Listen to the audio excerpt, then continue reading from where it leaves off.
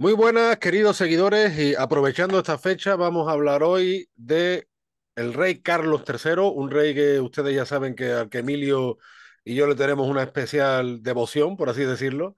Y hablando de devociones, pues vamos a hablar de la vinculación del rey Carlos III con la Inmaculada Concepción, que no es, digamos, el único rey español que ha tenido vinculación con la defensa de la Purísima, pero su reinado fue muy destacado al respecto y ahora vamos a explicar por qué. Por supuesto, con nuestro pana Emilio Acosta de Venezuela Provincial.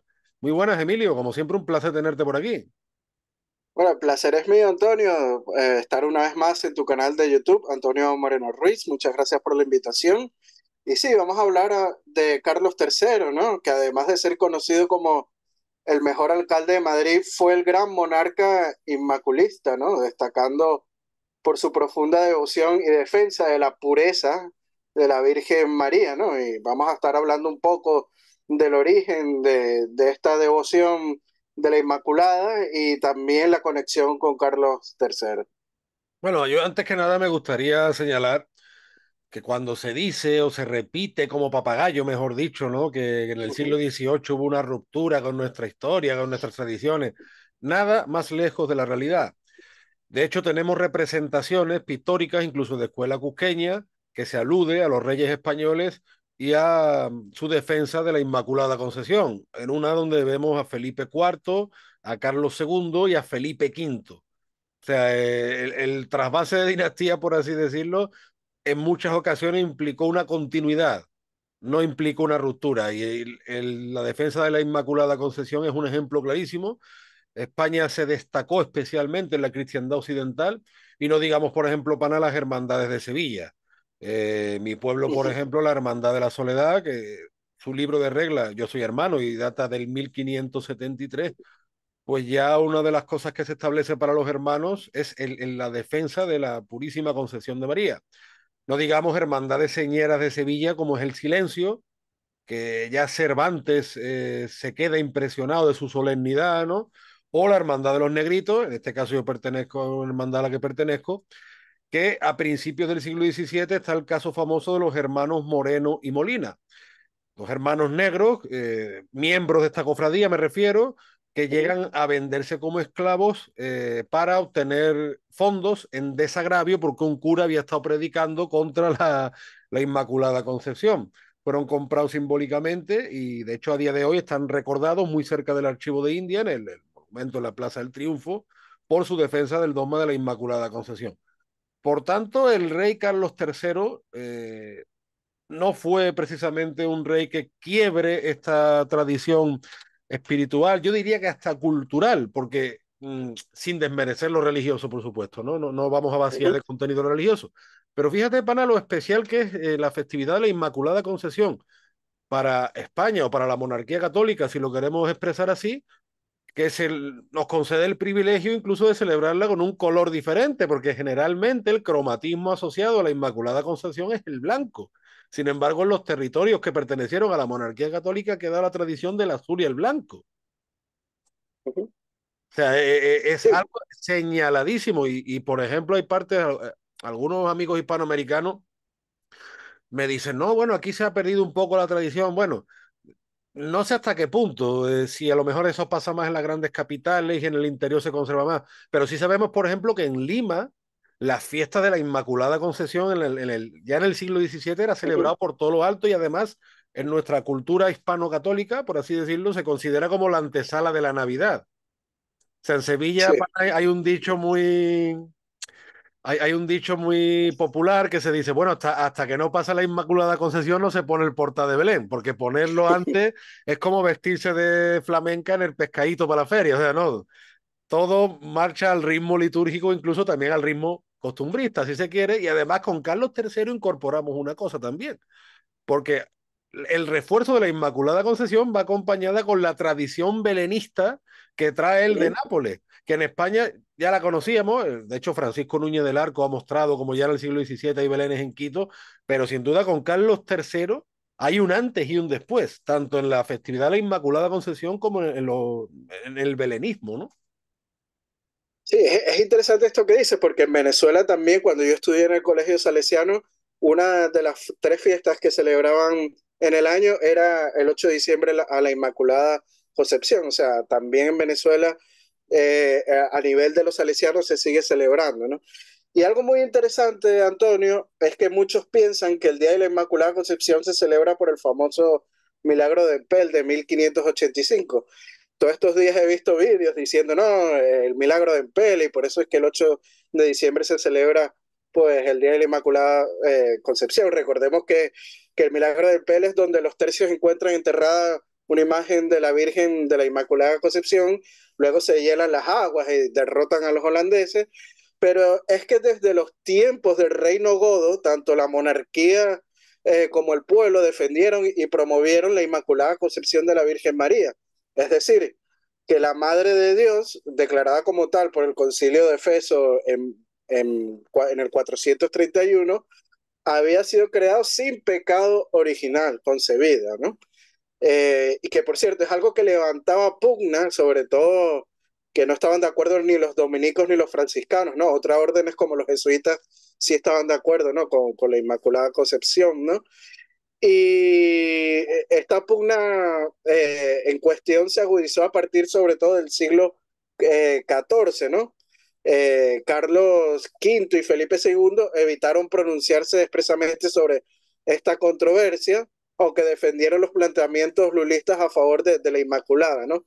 Y durante los últimos años del reinado de Felipe III, la piadosa opinión se convirtió en un asunto primordial en la corte, desbordando su dimensión teológica, ¿no? Para adentrarse en la pugna de facciones políticas. Y durante el largo reinado de Felipe IV, prosiguieron las gestiones en Roma a favor de la Inmaculada. Con todo, solo en la última década del reinado del monarca se aplicó a fondo a promover en los reinos españoles la adhesión a la pía opinión. O sea, en algún complejo contexto de grupos de poder en la corte, el soberano impuso el elogio inmaculista, lo que provocó un conflicto abierto con los dominicos, ¿no? Y una de las primeras decisiones de Carlos II, cuando alcanzó la mayoría de edad, fue pedir nuevos pareceres para reiterar estas peticiones a Roma, ¿no? De que se reconociera la Inmaculada Concepción. Y poco tiempo después estalló la guerra de sucesión, que frenó los esfuerzos de los españoles y de la causa de Austria por obtener la declaración dogmática. Pero curiosamente, Antonio, los Borbones se adherieron a este movimiento, desmontando el mito rupturista de que los Borbones con los Austrias, ¿no?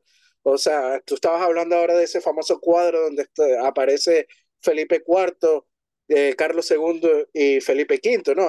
Aquí vemos, ¿no? Esa continuidad.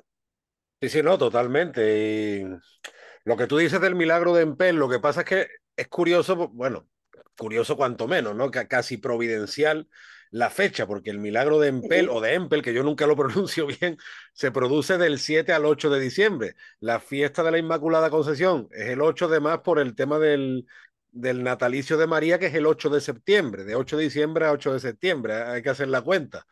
Entonces el milagro de Empel fue considerado un milagro especialmente por los católicos flamencos, los Uh -huh. católicos de los Países Bajos que eran aliados de los españoles. Le digo porque esto se suele omitir de la historiografía oficial, como que llegaron allí los españoles a pegarse. No, no, los Sí, españoles, a invadir y claro, a tomar a la población.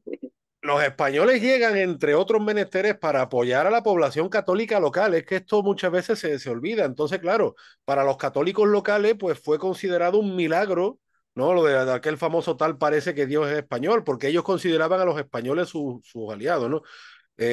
Tú sabes que yo hace poco, hace un par de días, justamente Uh -huh. hablando del milagro de Empel, he tenido la gran oportunidad, gracias al Tercio de Granada, del cual soy miembro, de desfilar por las calles del centro de Sevilla con el Tercio de Olivares, recordando, bueno, pues tanto el milagro de Empel como las vísperas de la Inmaculada Concepción, que tú sabes que Sevilla es una ciudad vinculadísima, a tal punto que hay una canción del rockero Silvio que dice, María es la pura concepción que antes que Roma mi Sevilla proclamó, porque Roma, la Iglesia Católica no proclama el dogma como tal hasta el siglo XIX, que de hecho hace poco, el gran amigo Manuel Martín Montero, un gran hispanista, ha publicado un artículo de cómo el pionono es un dulce creado por un español en honor a la proclamación también de todo este dogma. O sea, es una cuestión, como tú dices, que desborda lo teológico e impregna toda nuestra cultura.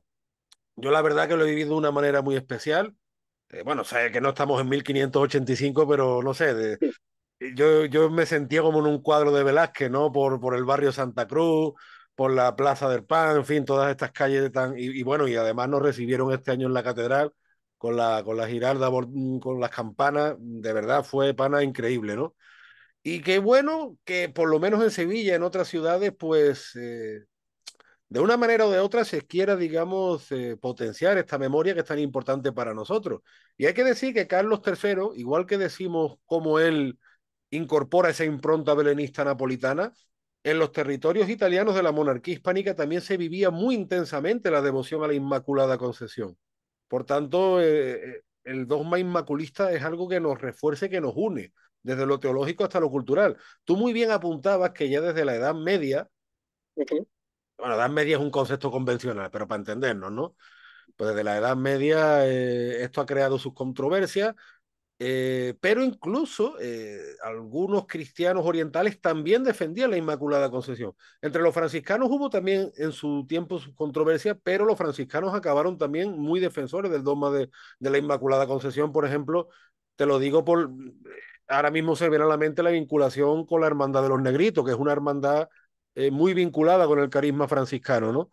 Y al final, pues es lo que tú dices, esto ha desbordado especialmente todos los aspectos de nuestra religiosidad, de nuestra cultura, y Carlos III juega un pilar fundamental, porque antes que hemos hablado del cuadro donde ujú, aparecen estos tres reyes, se hicieron también pinturas alegóricas de Carlos ujú. III como defensor del dogma y de la Inmaculada Concepción. Tú hace poco me pasabas una, bueno, de hecho la Sí, portada. él entregando su corona a la Virgen, ¿no? Como Correcto, reina. la portada que vamos a poner, de hecho, es una de ellas, pero hay incluso más cuadros alegóricos de Carlos III, del rey, como tú bien dices, entregándose, o sea, el rey entregado, el rey devoto de la Inmaculada Concepción. Sí, pero bueno, ¿por qué se celebra el 8 de diciembre como Día de la Inmaculada? Y es gracias justamente a Carlos III. También. Hay que tomar en cuenta eso. Y es que a propuesta unánime de las Cortes Generales Españolas, el rey Carlos III solicita a la Santa Sede que la Inmaculada Concepción de María sea proclamada patrona de España. Y a esta petición, el 8 de noviembre de 1760, el Papa Clemente XIII firmó un decreto proclamando a la Inmaculada como patrona de España. Y es por eso que se toma como patrona de España y se celebra el 8 de diciembre, que como tú bien dices, es el natalicio de la Virgen María, ¿no? Y también Y más patrona tarde, de la infantería, ¿no? también patrona de la infantería. Y más tarde, el 25 de diciembre de 1760, presentó la bula Quantum Ornamenting, en la que de manera solemne ratificaba esta proclamación, ¿no? El Papa lo hace de esta manera, gracias a Carlos III. Y el 16 de enero de 1761, Carlos III firmaba un decreto ley por el que proclamaba patrona de todos sus reinos, y lo cito, con tu permiso, Antonio. Claro.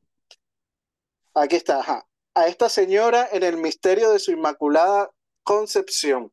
Esta disposición de ley lleva por título Universal Patronato de Nuestra Señora en la Inmaculada Concepción en todos los reinos de España e Indias. O sea que al otro lado del charco también aplica esta ley, ¿no?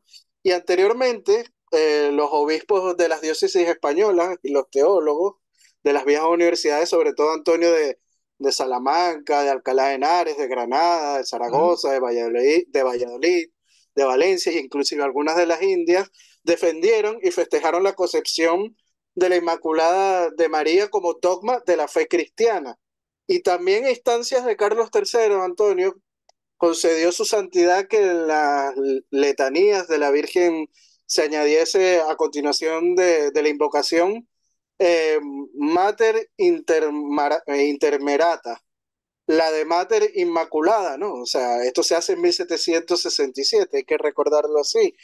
Y cuando el 19 de septiembre de 1771 se instituyó la Real y Distinguida Orden de Carlos III, se puso esta orden bajo la protección de María Santísima en su misterio de la Inmaculada Concepción, declarando la patrona de la orden y conociendo que los graduados en teología por la Universidad de Ávila no hacían de forma explícita el juramento inmaculista. Al tiempo de conferirle los grados académicos, ordenó Carlos III, si quieres te lo cito también, que por Claro, aquí claro que está, sí. que todos los juramentos de defender el ministerio de la Inmaculada Concepción, perdón, aquí está, que todos los que recibieron grados en las universidades literarias de estos mis reinos o los incorporasen, hagan juramento de defender el misterio de la Inmaculada Concepción en la misma forma que se hace en las universidades de Salamanca, Valladolid y Alcalá. O sea, para que vean lo devoto que era Carlos III de la Inmaculada Concepción. Sí, hablando de Salamanca, con nosotros también desfilaron miembros del Tercio de Salamanca y Salamanca y Granada, bueno, toda España en general y toda la monarquía, ¿no? Pero Ujú. Salamanca y Granada, ahora que tú lo dices, fueron ciudades muy vinculadas también a la defensa de la Inmaculada Concepción y que lo celebraron especialmente. Me lo recordaba mi amigo Miguel Gómez Moleón, dice, oye, que no solo Sevilla, que Granada, por supuesto que sí, ¿no? Es algo que nos une especialmente y además que debemos recordar todo ese vínculo cultural a partir de estas entrañables fechas con el sur de Italia también. O sea, es algo que nos une. Bueno, incluso en Roma, ¿eh? La embajada española en Roma tuvo bastante impronta en esta época y en épocas anteriores con el tema de la Inmaculada. A día de hoy, por ejemplo, mucha gente estaba diciendo, ¿no? La ofrenda que le hacen los bomberos en Roma a la Inmaculada Concepción. Oye, pues España imprimió bastante su carácter, tanto teológico como cultural, y en Italia todavía se ve, desde Roma hacia el sur especialmente, ¿no? Hablando también de Carlos III, Antonio, hay un documento que es hermoso que nos consta de cómo Carlos III celebraba el Día de la Inmaculada Concepción. Y es un documento que se llama Diario Curioso, Erudito, Económico y Comercial. Mira, Y cita en la fecha del viernes 8 de diciembre de 1786, podemos leer cómo Carlos III junto al resto de los miembros de la familia real pues celebraron la fiesta de la Virgen María en el soberano misterio de su Inmaculada Concepción. Y si quieres citamos el documento que es espectacular. Abro comillas. Hoy es el día consagrado a María Santísima Señora nuestra, en el soberano misterio de su Inmaculada Concepción, bajo cuyas vocaciones protectoras, defensoras y amparo de todos los reinos de España, y sus moradores en cuyo motivo el Rey nuestro Señor, que Dios guarde, rinde a esta soberana Señora sagrados cultos en su real capilla pública, asistiendo personalmente con toda la demás familia real, la grandeza de España y caballeros de la real y distinguida orden de Carlos III. En el resto de las parroquias de la corte, a ejemplo de la función real, se oficiaron diversos cultos a la señora en su purísimo misterio. Y el rey nuestro señor, que Dios guarde su real familia y los consejos y tribunales de esta corte, consagran a la soberana señora un solemne novenario en la iglesia de San Francisco el Grande, en cuyos 9 días predicarán varios oradores sagrados. En la parroquia de Santa María, la Real Coronada Villa de Madrid, refundida en su noble ayuntamiento, celebra fiesta al soberano misterio en la iglesia parroquial de Nuestra Señora de la Almudena, con misa, sermón y procesión general. O sea que vemos lo fastuosas que eran las celebraciones por parte de la Casa Real Española, por parte de Carlos III sobre la Inmaculada Concepción. O sea, es interesantísimo lo que recoge eh, el diario curioso, erudito y económico y comercial, ¿no? Que acabo de leer. totalmente. De hecho, bueno, hay quien dice que la bandera de Argentina procede de los colores de la Orden de Carlos III, aunque también hay sus teorías que discrepan. Bueno, lo cierto a mí, antes que tú has mencionado la Orden de Carlos III, además a mí el lema y esa mentalidad de la virtud y el mérito, ¿no? A la virtud por el mérito, cómo él premiaba mucho más el trabajo, el esfuerzo y el talento antes que el simple apellido. De hecho, lo vemos en la familia Galvez, ¿no? Que no era gente de la alta nobleza. O, por ejemplo, también lo hablábamos con el Marqués de la Ensenada, ¿no? Él mismo ennobleció, ¿no? Tituló a gente que venía de más abajo. Fue un rey en ese sentido que quizá rompió esquemas y eso no le sentó bien al determinado señoritingo de la época. Pero qué pena que la orden de Carlos III de verdad se le haya dado a ciertos personajes, no, no voy a dar nombre porque me voy a encender, pero qué pena que una orden, Yo lo digo, Petro es uno. No, no, Petro además, pana, tiene otro pecado grave que no, lo que le hicieron, porque nos lo Ah, recuerda. no, Petro creo que es la de Isabel la Católica, creo. Vale, eso te iba a decir, porque esa Sí, orden sí, tenía a Fernando VII para premiar a los realistas sí, americanos, sí. al que le dieron Esa la es orden, otra orden, sí, sí, no, me al que le confundí. dieron la orden de Carlos III fue a Pablo Iglesias, pero vamos, no solo a él, sino que se la han Sí, dado, a Pablo Iglesias, exacto, pero ese es uno que lo que se la han recibió. dado a muchos más, no solo a él, ¿no? O sea que, entonces, pero es que es muy simbólico lo que hay en esa orden. La devoción a la Inmaculada Concepción con sus colores como privilegio para la monarquía católica, esa filosofía de trabajo, de esfuerzo, de talento. Dios mío, no pisotearla más, por favor, no pisotea más esa orden, que esa orden tiene un significado histórico, teológico muy grande, por favor. Bueno, en fin, dicho esto, Sí, bueno, es que la misma orden, en el medio aparece la mismísima Virgen María, ¿no? Con el lema que dice virtud et mérito claro, en latín. sí, sí, es que fueron los pilares de Carlos III. Él siempre buscó la virtud y el mérito y el mejoramiento de su gente y de su monarquía, ¿no? Por eso te digo, Dios mío, deja ya de pisotear esa orden. Pero bueno, habiéndome desfogado, habiéndome desahogado, la verdad que estamos ante una fecha especialmente simbólica, especialmente característica y que hay que recordarla y conocerla, por supuesto. Conocerla y No, valorar a uno de sus grandes pilares como fue Carlos III, que yo creo que es uno de los reyes más significativos de nuestra historia, porque de la época de Carlos III es la bandera roja y gualda, que nace para su marina, de la época de Carlos III es la marcha granadera, ¿no? En fin, es que muchas cosas de la época de Carlos III, la creación de Venezuela como capitanía general también, o sea, que del muchas, virreinato del Río de la Plata también. sí, sí, sí, es que muchas cosas son de su época, ¿no? De ese reinado fructífero. No fue perfecto, pero por supuesto que destacadísimo. Así que nada, pues ya te digo, yo este Sí, año lo he vivido de una manera un poco especial. A ver el año que viene cómo, cómo lo voy viviendo también. no, y yo creo que hay que rescatar, ¿no? Como la figura de Carlos III como principal monarca defensor de la Inmaculada Concepción. Eso hay que tenerlo claro, que muchas personas desconocen esto, porque la monarquía hispánica, no solo Carlos III, la monarquía hispánica fue gran protectora y defensora de este dogma, ¿no? Inclusive hasta el siglo XIX, como tú bien dices, el Vaticano no lo reconoce oficialmente. Y siendo el 8 de diciembre de 1854 cuando Pío noveno, creo, Yo en no, la no. carta apostólica, ¿perdona? Yo no, no, que de ahí viene el dulce, el Sí, homenaje al Papa que reconoce la Inmaculada Concepción como dogma. exacto, sí, que es el que proclama el dogma de la Inmaculada Eso es. Concepción de la Santa María Virgen. Y 4 años después, el 25 de marzo de 1858, la misma Virgen, en una de sus apariciones en Lourdes, a Bernadette, se autoproclamó como Inmaculada Concepción, curiosamente, ¿no? Sí, no, es que de hecho me vengo a referir que las apariciones marianas que se reconocen bastante menos de lo que la gente piensa en el sentido de que la iglesia para Ujú. eso siempre ha sido muy escrupulosa, pues en ese sentido lo que hacen es reforzar los dogmas que ya estaban establecidos, no establecer nuevos dogmas, ¿no?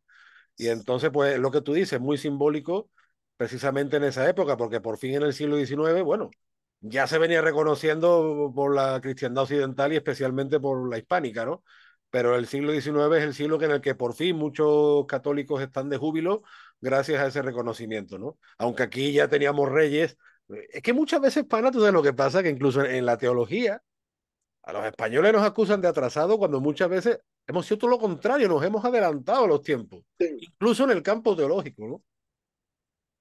Sí, totalmente de acuerdo contigo. O sea, siempre España ha estado en la vanguardia, no solamente en lo económico, en lo social, en lo político, sino también en lo religioso y en lo teológico. Y hay que siempre, pues, rescatar estas memorias de que no somos, ni fuimos una monarquía atrasada, como la leyenda negra nos quiere hacer ver. Pues nada, pana, la verdad que un placer como siempre tener estas charlas contigo y más de este tema tan entrañable que tanto nos significa y nos une. Tú sabes que desde este canal pues siempre recomendamos que te sigan, Venezuela Provincial en Facebook, en Instagram, en YouTube, que sigan tus artículos. El pana está siempre muy activo, de vez en cuando se pelea con el mundo, si no camino de Guanajuato, pero bueno, para eso estamos, ¿no?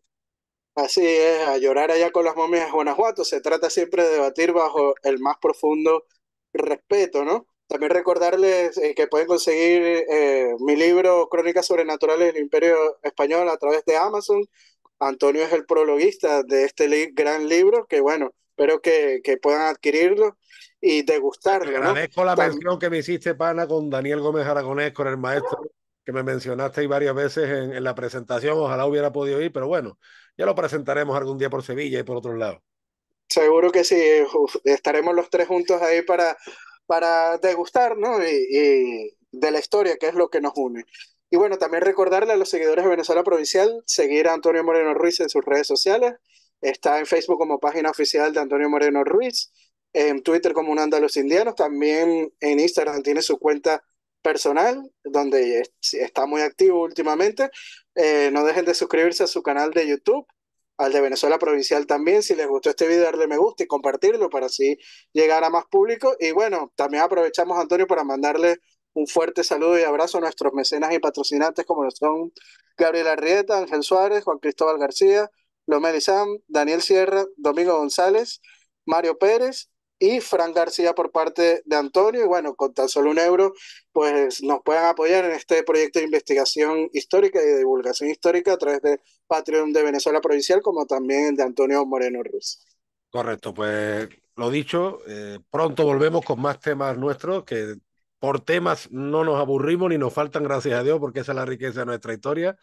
Como siempre, un placer, pana. Y bueno, eso, lo dicho. Hasta la próxima y te mando un fuerte abrazo desde el puerto y la puerta de las Indias. Y yo otro desde la Bella y Corte de Madrid, Antonio. Hasta la próxima. Chao, chao. Adiós.